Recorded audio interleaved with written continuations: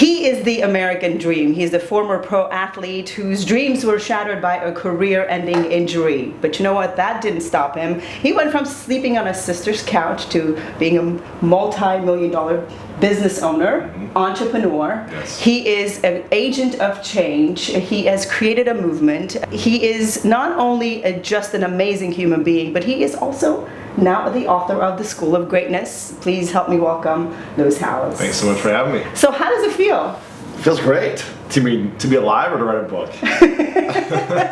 That's a good one. Yeah. See, he can tell I'm nervous during this interview, so he's messing with me. To actually hit the New York Times bestseller list. And number 3 on Amazon, I read the other day. Number 3 on the New York Times, number 10 on Amazon. Okay. Yeah, it feels amazing. I mean, this was a dream of mine 8 years ago to be a New York Times bestselling author. You know, in high school, I almost flunked out of English class my senior year. I had to take like extra homework and extra tests just because I had a D-, and she was like, "You cannot pass with this grade." So looking back, I wish I could remember my teacher's name so I could send her this message and say, "Look what I created. Wouldn't you be proud?" That's awesome. Do you ever wake up and pinch yourself? Every day I feel like the luckiest kid in the world. I feel like, why do I get to do all these cool things? I get to interview some incredible people. I feel like I'm living my dream every single day. The things I envision from childhood, I feel like I'm living. The things I envision from college, I feel like I'm living. And I just feel very grateful and blessed. Yeah. You know, a lot of people would say, well, how is that even possible? Because we talk about your life and, you know, the changes that have happened. You've been on a really real, in times, horrific roller coaster of events. Yeah. People would say, well, how did you imagine this as a child? How could you have seen this coming? Can you explain what that was? You know, I didn't see these things coming. What I imagined was my dad said that anything was possible. He really instilled in me something about the power of belief in that we can create the lives we want. He never said that I couldn't do anything. He never said that nothing was impossible. In fact, one of the biggest lessons he taught me, he never wore a watch and he didn't celebrate my birthday, nor either of my siblings' birthdays. And I was the youngest of 4. And I never understood why I was able to go to everyone else's birthday parties, all my friends, but when it was my birthday, we were never celebrated. I never got a cake, never got anything. One time we got a cake when I was 5, and then after that he never celebrated it. And I never understood it until I asked him over and over, and he would say, you know, Lewis, I never want you to be limited by your age. I never want you to feel too young or too old to achieve your dreams. Wow. And so, even though I didn't get it until, you know, in my 20s, I really appreciate it now because he instilled in me something that, you know, a lot of us maybe struggle with, feeling like we're not experienced enough. We don't have the degrees, we don't have the age, we don't have the whatever we need, the credentials to go out and get what we want. Talking about self-doubt. Exactly. Where he always said you can create anything you want, and you just have to go out and make it happen. Was your dad an entrepreneur? Yeah, he was an entrepreneur, yes. Do you think that you got some of those qualities and skills by osmosis, kind of just he was a struggling entrepreneur. I mean, it wasn't until I was like 16 we actually started making money. So it was a struggle and a grind, and it wasn't easy growing up because there was a lot of stress and tension, and he was just never home. Yeah. Working so hard for us 4 kids, just trying to make enough money for us to eat. But when I never made any money until I was about 22, because in the summers of high school and college, he said, you know, if your dream is to go play professional football, just come home and train and I'll take care of you in the summers. So when everyone else was off doing, you know, jobs, he was like, this is your job. If you're going to train 4 hours a day, then I'll give you the food and the, you know, the shelter, essentially. Right. But he supported my dream. So after I got injured playing football, I didn't have any experience. I didn't have anything to go back on. I never made any other money. No one ever hired me for anything. So I'm 23, 24 years old with no experience, and I was like, who would hire me to do anything right now? And I didn't have a college degree yet. And I was just like, what do I do now? Right. So I had to figure it out on my own. I mean, I really had to figure it out. I reached out to mentors who could kind of coach me and guide me and challenge me to step up. But a lot of it was overcoming the fear of who was going to pay me for anything. Do you think that comes from the place we end up in that has to do with our self-doubt, our worth, our value, and what we think we have to offer the world? Yeah, I mean, I think I was doubting myself because I had just lost my identity of playing sports. I had to retire from an injury. And so I didn't know what was next. My only focus in life was one thing, to be a pro athlete. I didn't go to school to learn or study. I got horrible grades. And so... Talk about putting all your eggs in one basket. Everything was in one basket. But I think sometimes if you want to achieve greatness, you've got to go all in. You've got to be 100% committed. You can't say, I'm going to give my best a little bit here, but I'm going to work really hard in these other areas just in case it doesn't work out. Right. I think you've got to go all in. You do have to go all in. You talk about having dreams a lot, and you talk about pursuing your dreams and pursuing your passion. Yes. Some would say, well, that was your dream. That being a pro athlete was your dream, and your dream just kind of vanished. A lot of other people would have given up because they had a dream, they pursued it, and it kind of shattered. It kind of blew up in your face. A lot of pro athletes do give up after they retire. They're they're washed up for years. They don't transfer the skills into a new dream. Right. And have you been able to identify what happened? What was that one thing that made you flip that switch to find a new dream? Growing up as a kid, I always wanted to inspire people. I always wanted to be a symbol of inspiration for my family and my friends around me to say, hey, you guys can go after what you want as well. So that's why I pursued sports, because it was my dream, and I wanted to perform and showcase my talents to people so they could say, you know what, that was an incredible play. I'm so, I can see the passion that Lewis has, and I can see how he lives his life, and it inspires me to go do something with my life, or it inspires me to be a better partner with my relationships or with my kids, or go after my dream with that type of passion. I just wanted to be a symbol of inspiration with everything I did. And so when it was over, I said, you know what, I can still be an inspiration somehow. I don't know how I'm going to do this, but I know I want to inspire people, and I want to do things that are fun for me and that are fulfilling. So what are those things? I read a book over Christmas of 2007 going into 2008 that was the catalyst for where I'm at today. Wow. The book was called The 4 Hour Work Week. Have you heard of it? Yes, of course I have. By Tim Ferriss. And I remember reading this, and I was in a cast sleeping on my sister's couch, and I closed the book after 3 days. There's only really maybe 5 books I've read cover to cover. Every single word cover to cover. I usually read the first couple chapters and get bored and close it up, or I'll skim throughout. We're not going to do that with your book. Exactly. Yes, exactly. We're going to read it all the way through. But as a dyslexic kid growing up, it's just, I'm really slow reader. And so it's just like, and a lot of times I have to read over a paragraph like 20 times before I even understand it. Right. So it's just a challenge for me. But I was so focused in this book, I closed it after 3 days, and I remember thinking, wow, I had no clue that this was a possibility. Like this lifestyle, this building a business on your own like this, leveraging your talents and your gifts in the online marketing world. I had no clue any of this was even possible, because I was so focused on one thing in my life before that. So after shutting it, I remember telling myself 3 things. 1, someday I'm going to become really good friends with this guy, Tim Ferriss. I have no clue how it's going to happen because I'm a nobody, and he's like this huge superstar right now. But one day it's going to happen. 2, whoever this agent is for this book did an incredible job putting this together. I don't know who it is, but I'm going to find him. I'm going to find him, and he's going to be my agent. Nice. Is he your agent? And 3, I said one day I'm going to write a book that inspires millions of people around the world and is a catalyst for them to see what's possible in for their lives, the way this book was possible for me, and created this new way of thinking, this new possibility that I wasn't aware of before this moment. A couple years later, I became really great friends with Tim Ferriss. Nice. His agent's now my agent. Nice. And a week ago, I became a New York Times bestseller. Good job! That's awesome. That leads me right to the next question, which was, I've heard you talk about having visions and writing your dreams and not thinking about the bigger picture, because the bigger picture sometimes overwhelms us, right? And to think about bite size, right? Bite size goals. And I've heard you talk about that a lot. It's interesting because my question was going to be, did you have a bigger picture dream? And you just told me this was the bigger picture dream. But I didn't know the 3 things, right? Those are bigger picture dreams. 3 big things. I didn't know when they were to happen. I just knew that I wanted them to happen. Right. And I wouldn't have been able to say, okay, I'm going to achieve this in the next year or the next 2 years. Like, it wasn't possible at that time.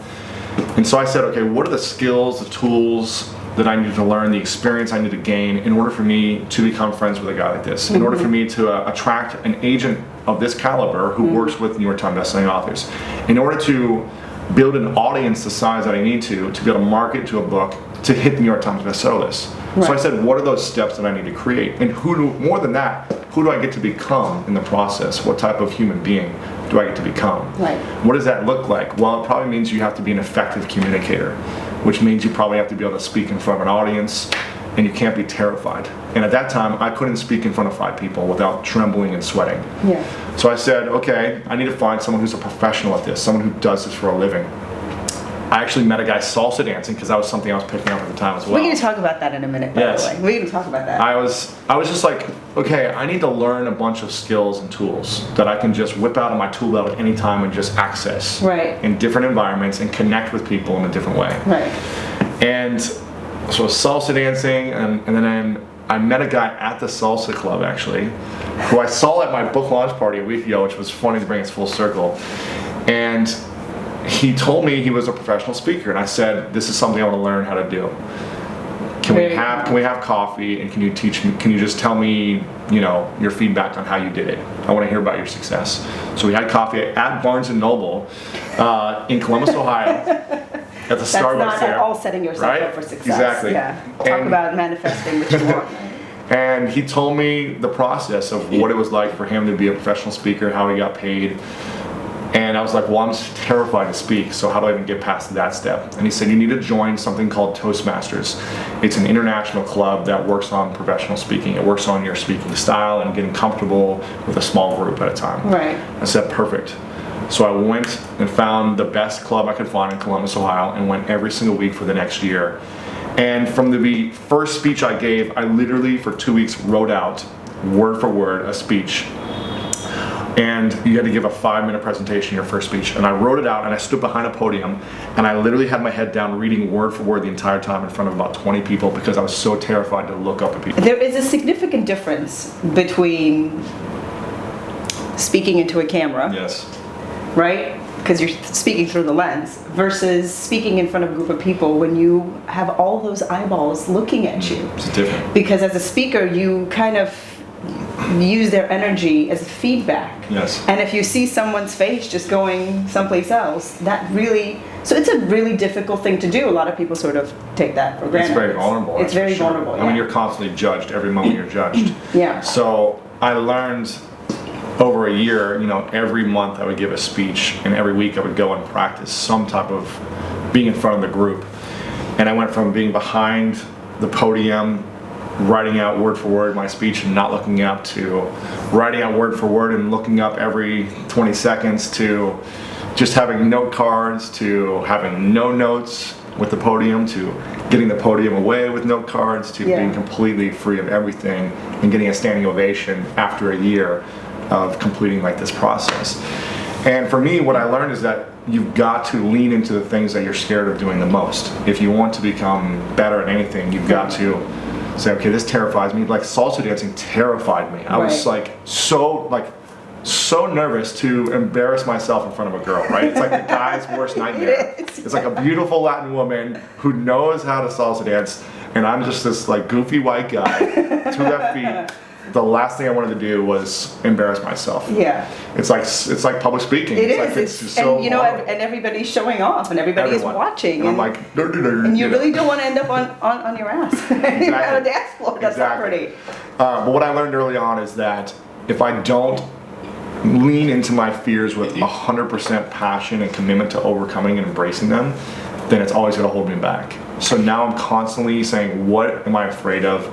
And how can I train myself to become great at that thing? Yeah, that brings up a couple of things. Is the common denominator here is challenging yourself. Yeah.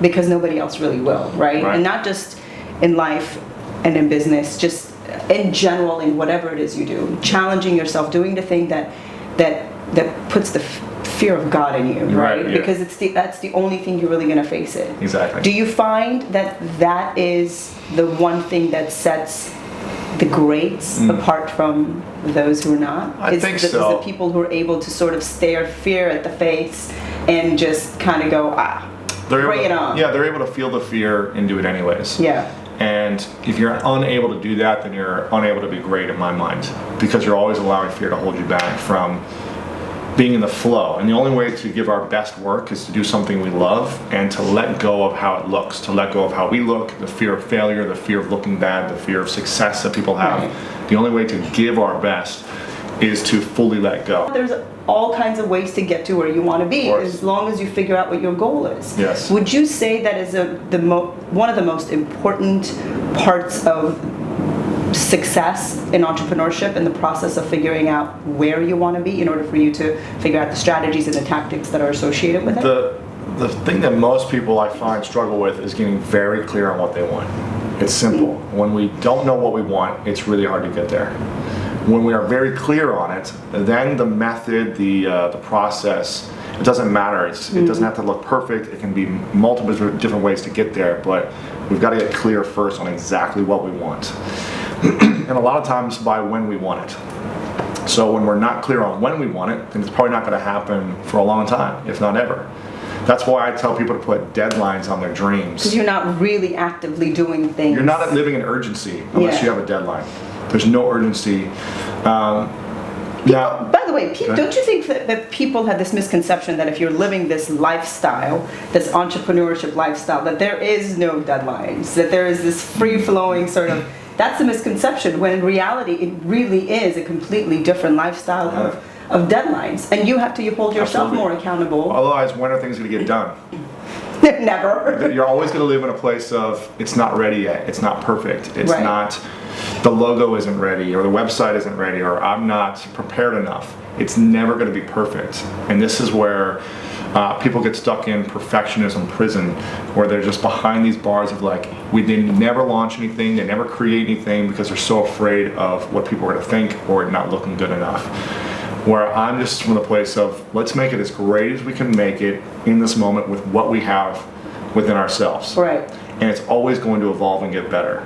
But if I didn't launch my businesses or products in the past, I wouldn't be where I'm at. If I was like, well, the logo isn't exactly what I want it to be yet. Right. So let me wait another 6 months to analyze this. And you have to really be able to put yourself out there. Do you think that playing sports and at the level you played it at really helped you sort of be almost like naked in front of your audience? 100%. To just be vulnerable and leave it all on the field? 100%. I feel like I have a huge advantage because every day I experienced some type of pain in sports. It was just a physical and mental and emotional challenge every single day. And I think that allows me to step into the real world and life and business with, okay, I can handle this because I've done this my whole life. I've experienced physical pain, I've experienced emotional pain, mental pain, and I know how to push through things where most people just feel the pain and they're like, well, I don't want to do that.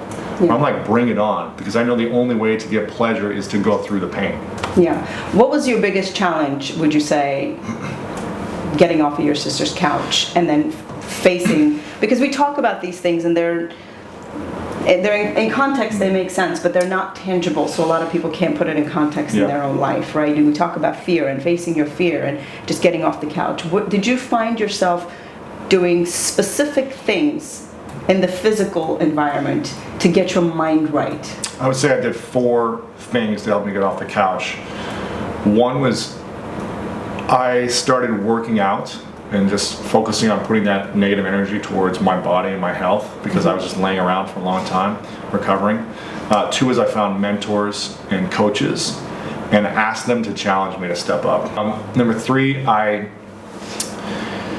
built my self-esteem up because I didn't have a lot of belief in myself. And so I did things. In order to build your self-esteem, you need to do things to esteem yourself. And by the way, none of this stuff is easy. If you've ever been down in the dumps, if you've ever had failure, if you've ever ended up on a couch and not wanting to get out of bed, or been through a breakup, or fired, or whatever it may be, any kind of challenge in life, these things are aren't easy, and you don't really want to do it, right? No, I didn't want to. There's days for 2 years where I didn't do anything. there's days where I just want to crawl under the covers, where I force myself to get out and salsa dance. Of course. Because putting yourself in that environment almost forces you to switch your mental state. When you change your physical state, your emotional, mental state will start to change as well. So you just got to put yourself in that physical state so you can get out of that funk.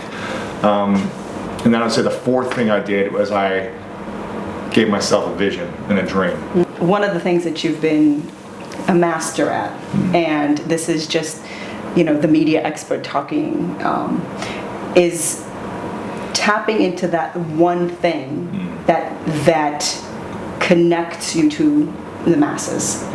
Years ago, I felt like I had to put myself out there and look perfect and look like put together and had it all figured out all the time. My ego was, constantly in the way, and just like never show anyone any of my vulnerabilities or weaknesses. I felt like that's what I needed to do. And then when I realized, I was getting a lot of feedback. Like people were like, "Man, you're just not approachable and you're cocky and this you're and fake. that." Yeah, whatever. Yeah, you're fake. I was like, really? I feel like I'm very like loving, and when you meet me in person, I'm like really. But I guess what I was putting out to the world online was different. I really started to connect with, I guess I would say, my emotions in a different way when I started to let go of the things that would hold me back from the past. Things that I've shared online and in my podcast and things. And when I started to experience it for myself and be aware of what was holding me back just in my general life, I was like, wow, I think I need to share this with my audience because I think it would be really helpful for them. Yeah. And if you don't mind, Kit, may I share with our audience? Sure. We're talking about, you opened up about being sexually abused as a child and how much that was really holding you back and affecting your self-worth. Being able to be authentic and genuine to the core. Yes. When you keep a secret, you can't really do that. No, you can't do that. You can't do that. And the lens doesn't lie. The camera does not lie. And when I, revealed the secret to myself and to my friends and family and to more people, which must have been was freaking really challenging. So hard. I mean, it was the scariest thing I've ever done in my life. But again, people don't do great things living in fear. They embrace it and they move through the fear. They feel it and do it anyways. And it was really challenging, one of the most challenging things to open up about that, because I just thought everyone was going to look at me in a different way and no one was going to accept me and love me, and that's the reason why I was putting up walls in the first place. And so when I started to share, I got this incredible feedback from my family, incredible feedback from my friends, like so much love. And what I realized is I created more connection and intimacy and understanding. And I opened other people up to share in a vulnerable way as well when I opened up. And I was like, wow, this is powerful to just be myself and be real and open and honest about everything. Look at what I'm creating in my world. And look what's happening for other people when I show up this way. Do you think greatness is born in our darkest hour? If we choose it to be, it's a decision every single moment. Because I can be depressed and upset and negative and emotionally triggered and frustrated like the best of them. I can set myself up for failure and tell myself how stupid I am or how worthless I am at any moment with the best of people in the world who do this. It's a decision and a choice to set ourselves up to win every single day. That means having a ritual or some type of positive habit routine in the morning, at night, throughout the day. I mean, I'm doing it constantly to remind myself of the 7-year-old who's constantly putting myself down, that I am worthy, that I am powerful, that I am confident, loving, humble, vulnerable, and life's the process. I believe that we are born to discover our dreams and live them to the fullest. I believe that's where we create the most inspiration and belief within ourselves, and that's where we impact the maximum amount of people around us. For me, that's what greatness is. It's discovering and cultivating our true unique gifts, which may evolve over time, using those gifts to pursue and follow our dreams, and inspiring people around us to do the same. What better way to live life? And making money in the process. And making money in the process, right, making money in the process. How much does faith and a belief system come to play into that? I mean, belief is huge. If you don't believe in yourself, it's hard to achieve something great. It's hard to achieve something, a big dream specifically. Maybe you can do something small when you don't believe in yourself. But when we have big dreams, and I like to create big, scary goals because it means I get to jump into action and face my fears on a daily basis. But sometimes about the belief, what we need the most is someone else to believe in us. Because when we don't believe in ourselves, which has happened for me multiple times, we need someone. That's why it's so important to surround yourself with people that you love and that believe in you, even when you don't believe in yourself. Because sometimes you just need that one person say, I've got your back and I believe in you. You've got this. Let me know how I can support. Sometimes that's all we need. An injection of motivation. You need to be like, okay, even if I fail, I've got somebody who's got my back. That there's at least one person that I care about that's not going to judge me. Exactly. What would you tell your younger self today? I would tell my younger self, how old? How old myself? Younger self, you Like know. 20 or something? No. Like 10? Like 10. Wow. I would say that the next couple of years are going to be really challenging in middle school because it's the most awkward time of your life. I would say that a lot of the stress and emotional turmoil that you're going to face throughout life, at the end of the day, is not that important. And to give myself a break. Like, don't beat myself up, because I beat myself up for years. I mean, I would just constantly beat myself up internally. I would say it's not worth beating yourself up. You're going to make a ton of mistakes, and understand that it's all part of your process in life, is to make these mistakes, to mess up, to say stupid things, to hurt people, to hurt yourself, to let yourself down, to lie, to do all these things. It's a part of learning how to become a better human being. So don't beat yourself up, and focus on connecting with people and showing them how much you care about them. Because at the end of the day, the key to success in life and anything in life is relationships. And the key to successful relationships is vulnerability and showing people how much you care about them. Thank you. Yeah. Isn't he awesome? Yeah, I could sit here and talk to him all day. Thank you for being here with us. Thanks so much. School of Greatness, you can buy it on Amazon. Make sure to leave a comment. You can order it on his website, lewishouse.com. Yes. I feel like you've changed some people's lives, so I'm looking forward to meeting them. We'll see, yeah. Just so you know, you changed mine. Thank you. Appreciate it. Thanks. See you later.